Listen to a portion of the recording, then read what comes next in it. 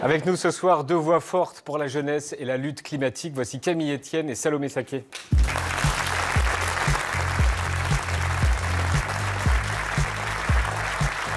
Bonsoir.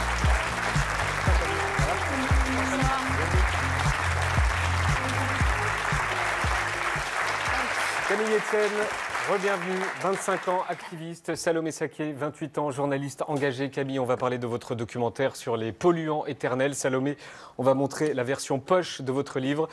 Sois jeune et tais-toi, c'est chez Payot. C'est ça, pour lequel vous êtes déjà venu ici, mais ce n'était pas pour la version poche. On vous voit de plus en plus ensemble, toutes les deux. Est-ce que vous êtes d'accord sur tout, ou est-ce que ça vous arrive de vous engueuler, ou en tout cas de ne pas être d'accord?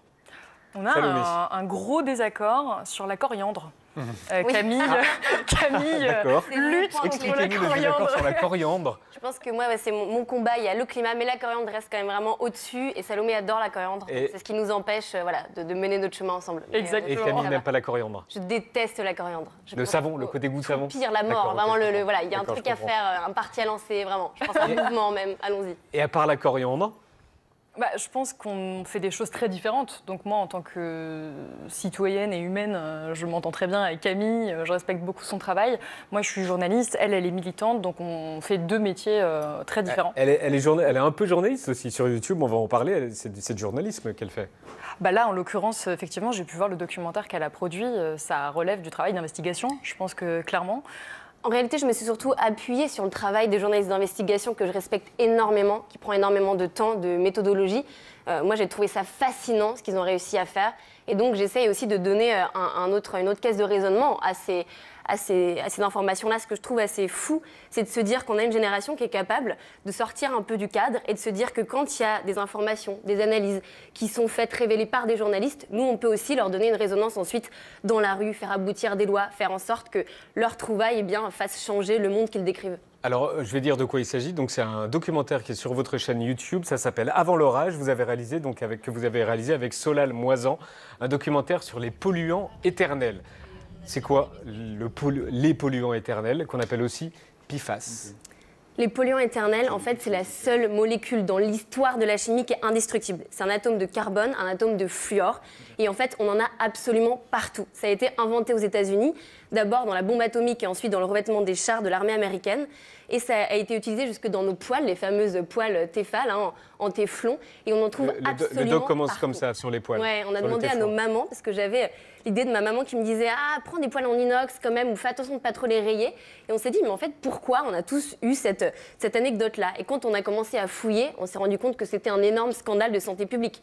Littéralement, les experts à qui on a posé la question nous disent que c'est la plus grande crise de contamination auquel l'humanité a dû faire face. Donc c'est pas un petit sujet, c'est simplement passer sous les radars. Alors pourquoi on les trouve où, ces PFAS? On les trouve absolument partout aujourd'hui et jusque dans notre corps. C'est-à-dire que j'ai fait tester des cheveux, j'en ai dans mon corps, vous en avez probablement dans vos cheveux aussi. Ah, peut-être pas, puisque on va voir tout à l'heure que vous avez testé des gens. Bon, on va les voir tout de suite. Vous avez testé ces personnes-là, et il y en a 3 parmi ceux-là qui n'ont pas de PFAS en eux. Je vais vous dire, on n'en a testé que 12 sur les 14 000 existants. Donc en fait, on est pratiquement certain d'en avoir dans notre corps et c'est bioaccumulable. C'est-à-dire que c'est où? C'est dans notre corps, c'est dans notre sang, c'est dans nos cheveux, c'est absolument partout. Et c'est indestructible. Donc ce qu'il faut comprendre, c'est les effets que ça peut avoir sur notre santé, cette persistance. On ne peut pas s'en débarrasser? Jamais. Ça a des Donc si on les a une fois, on ne peut plus jamais s'en débarrasser? Absolument. C'est pour toujours. C'est pour ça qu'on les appelle les polluants éternels. Et ce que ça fait, c'est tout un tas de cancers, notamment des testicules, de la thyroïde, mais aussi parce qu'ils sont reprotoxiques, ce qu'on appelle. C'est pas extrêmement pratique pour le réarmement démographique qu'on nous demande. Ça veut dire qu'on ne peut moins avoir d'enfants. Ça a des problèmes sur notre défense immunitaire. Enfin, vraiment, littéralement, c'est un scandale de santé publique. Donc, il faut que les autorités réagissent à ça. Et pour quelles raisons les industriels utilisent ces polluants dans leurs produits, les poêles et ailleurs? C'est très pratique parce que justement, c'est indestructible. Donc, on s'est dit, c'est génial. Ça veut dire que ça va faire en sorte que les poêles, elles sont imperméables, qu'on peut avoir des revêtements anti-adhésifs. Donc, c'est pratique. Mais quand on se rend compte du niveau de toxicité, on se dit qu'entre un cancer et une poêle à frire qui accroche un peu, moi j'ai choisi. Je ne sais pas vous, mais je crois qu'on peut littéralement faire sans. Est-ce que vous aviez entendu parler des PFAS? Alors j'avais vu le documentaire Dark Waters, enfin le film pardon Dark Waters qui parlait déjà des problèmes avec les poils et donc j'avais une idée à ce propos. Mais non, je n'avais pas du tout conscience de l'ampleur de cette problématique qui est mise en lumière par Camille. Et je pense que c'est intéressant parce que dans son documentaire, en fait, elle s'appuie sur, tu l'as dit, un travail journalistique, notamment de nos confrères de Vert de Rage chez France 5, et elle le met en lumière, notamment via une séquence où elle va devant le siège de l'entreprise qui produit ce type de polluants éternels. Et c'est là où le militantisme a aussi un intérêt, c'est qu'elle ne fait qu'arriver en tant que jeune femme avec juste une petite caméra devant cette grande entreprise. Et directement, on a 2 camions de police qui arrivent avec 12 policiers en littéralement, c'est quoi, quelques minutes. Hein. Ils arrivent. Même si ce n'est pas une raison, c'est une jeune femme qui commence à être connue.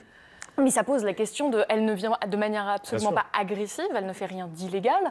Ça pose vraiment question, le fait qu'on ait ce type de rapport-là de domination en réalité dans la société. Il y a un secret industriel qui est fou en fait, ce qu'il faut quand même comprendre, ce que je trouve dingue. C'est qu'on vit dans un monde où les industriels mettent sur le marché des substances et ensuite ils vérifient seulement après si c'est toxique. C'est à nous la charge de la preuve, c'est-à-dire que c'est à nous citoyens de dire c'est bizarre, on a quand même pas mal de cancers autour des usines. Est-ce que ce ne serait pas un peu toxique? Il faut qu'on prouve que c'est toxique et ensuite peut-être potentiellement les faire interdire. Je suis devenue un peu une nerd de la chimie, je fais plein de potes chimistes depuis, et il y a un dicton qui se dit dans ce petit milieu des chimistes qui est de dire il faut 90 jours pour mettre une substance sur le marché et 20 ans pour l'en retirer. C'est quand même complètement fou quand on y réfléchit. Après là on parle que des poils, mais on peut les choper, on peut les choper où? Dans les fruits, dans le poisson, dans l'eau. Je vais vous dire quelque chose de dingue, c'est que là, en ce moment où on parle, il y a l'Agence régionale de santé, donc c'est pas les plus gros militants, c'est vraiment une instance exactement très sérieuse, qui a recommandé à toute l'Île-de-France de ne pas consommer des poules domestiques. À cause de ça. Donc il y en a dans les œufs, il y en a dans l'eau, il y en a dans le sol. Donc l'urgence, vraiment, il y a un consensus scientifique sur le fait que l'urgence, c'est de couper le robinet. C'est-à-dire la seule raison de nous en protéger, c'est d'arrêter d'abord d'en produire. Et ensuite de dépolluer l'eau. C'est possible, on peut le faire, ça coûte beaucoup d'argent. Donc nous, on essaie de dire que c'est aux industriels de payer le coût de cette dépollution. En combien de temps? Mais l'urgence, c'est vraiment combien de temps couper le on peut robinet. se débarrasser de PFAS? Ça prend des années, c'est pour ça qu'il faut vraiment commencer maintenant. Comme je vous le dis, en fait, c'est accumulable. Donc l'urgence, c'est juste vraiment de couper le robinet, couper le robinet, couper le robinet. Et pour ça, on a une loi qui peut être votée jeudi. Oui, c'est ça, il y a une loi qui arrive. Il y a une loi qui est votée jeudi. Sauf que ce qui est drôle, c'est que nous, on a fait pas mal de bazar. On a essayé d'alerter les députés. Elle est portée par un député écologiste. Elle est portée par un député écologiste, Nicolas Thierry. On est arrivé, nous, avec nos petits rapports scientifiques à l'Assemblée nationale. Elle est parlée à tous les députés pour leur parler de ce scandale vraiment sanitaire. Et ce qu'on a vu, c'est une montée de boucliers, une montée de poil à frire, pour le coup, des lobbies pro-poil, de Tefal, qui lui aussi est allé voir tous les députés et ils sont en train de revenir sur leur position. Donc c'est fou de voir comment les lobbies s'organisent. Et c'est exactement les salariés, les syndicats et la direction de SEB aussi, ensemble. Absolument. On a réussi à avoir des mails internes qui nous racontaient que le PDG de SEB, donc qui a le groupe Tefal, est allé voir les salariés dans leurs usines en disant on va prendre des bus, on va tous aller à Paris, votre journée sera payée, on va tous aller devant l'Assemblée nationale, parce que si cette loi est votée, vous perdez votre emploi. 3 000. 3 000 emplois. On parle de 3 000 emplois. Ce qui est faux parce qu'en fait, la France aura toujours besoin de poils. On va avoir besoin de poils en inox, on va avoir besoin de produire des poils. On sait faire sans ces PFAS. Et la dernière chose que je veux dire, c'est que quand on regarde dans l'histoire, ce qui a été fait pour semer le doute aux États-Unis, partout, c'est d'essayer d'être très technique sur des substances en disant mais celle-ci, c'est pas vraiment PFAS, là. Et on revoit exactement ces arguments qui sont utilisés par Tefal aujourd'hui, qui arrivent dans la bouche de certains députés.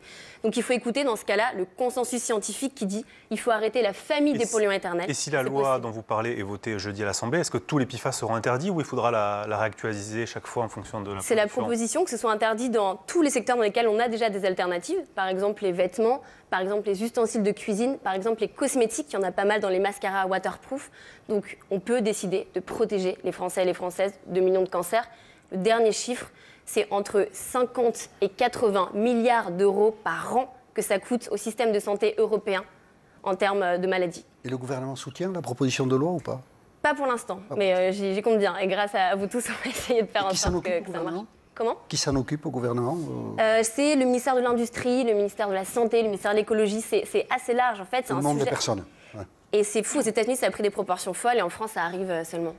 Alors, on continue la discussion. On parlera du livre de Salomé Saké tout à l'heure. Juste, on va mettre le lien YouTube pour regarder le doc. Et on va voir l'affiche aussi, je crois. Voilà, c'est ça c'est l'affiche. Et on parle avec vous, Salomé, tout à l'heure.